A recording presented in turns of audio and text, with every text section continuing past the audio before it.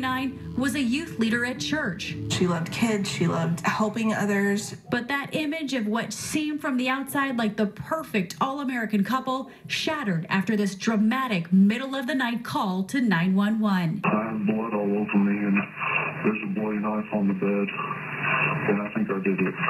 September of 2017, Lauren was brutally murdered by her husband, Matthew. He tortured her. He absolutely tortured her.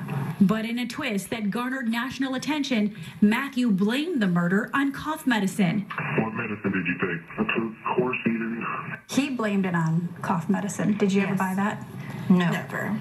And you think it was premeditated? Oh, it absolutely was. He planned the whole thing from the get-go, in my opinion. Earlier this month, Matthew pled guilty. His appearance startlingly different. Did you in fact murder your wife, Lauren Hugelmeyer Phelps, by stabbing her multiple times? Yes, sir. Now, for the first time, Lauren's family speaking out about their daughter, their sister, and the importance of having an open dialogue about domestic violence.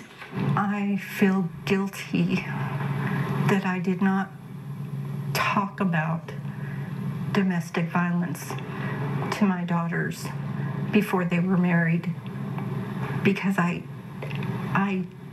didn't think that was something that they would have to ever worry about. What was the last thing you said to her? I love you. Me and Lauren had a bond like nobody has ever probably seen sisters have.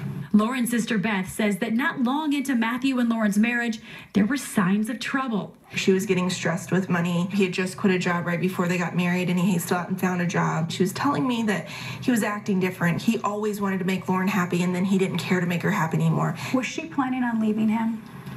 I believe that she was. He was being very depressed acting and talking of suicide, and we were afraid for him. We never thought that Lauren was in any danger at all. Investigators later confirmed that Matthew had a dark side. Court documents show Matthew was obsessed with the movie American Psycho, and that his private Instagram account shows him dressed as the main character, a serial killer. Also, according to court documents, a friend told police that Phelps expressed interest in what it would be like to kill someone. Lauren's family says they had no idea about his dark social media trail. They shared these photos with us from her last days. She looks happy, but her father says he saw otherwise. The last time I see my daughter, and it didn't look like Lauren at all. She looked a mess. But I regret it now that I didn't ask questions. How do you reconcile that regret of not asking her why? What was going on? I can't. I mean, I think about it every day, what I did wrong, what I missed. 2 days later, Lauren was brutally murdered. Her mother recalls the police knocking on her door in the middle of the night. And the looks on their faces. I can't get that out of my head. It was devastating. And I thought, did Matt kill her? And they asked me, why would you ask that? I said, I don't know, I just know. I just know. And they told us that he had killed her and that he had stabbed her.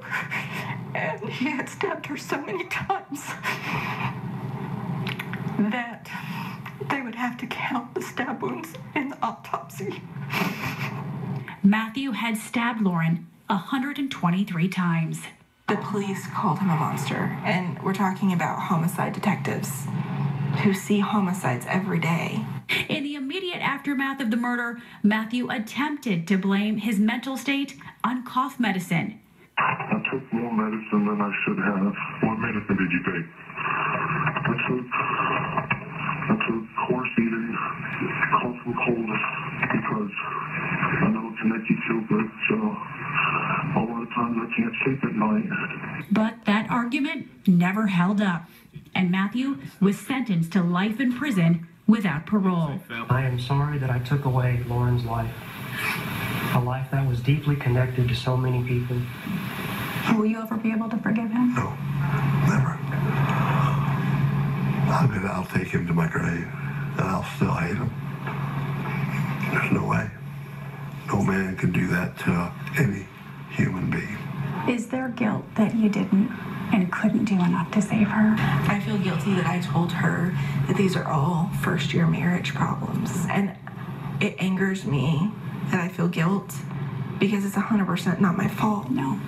But she's my little sister, and I'm supposed to protect her. According to the National Coalition Against Domestic Violence, 1 in 3 women and 1 in 4 men have been victims of some form of physical violence by an intimate partner within their lifetime. I even struggle with calling Lauren's case domestic violence. It feels almost like serial killer-ish with all of his fantasies and stuff. But it is domestic violence, and I think that's the thing that I want people to know is no 2 stories are the same. And Lauren had a gut instinct that something was wrong.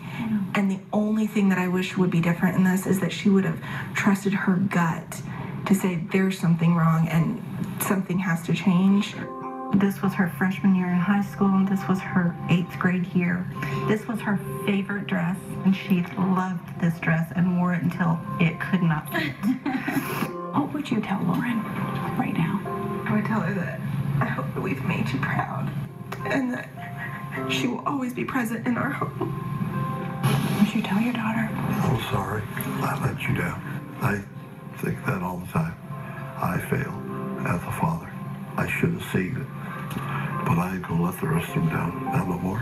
For Nightline, I'm Paula Ferris in North Carolina.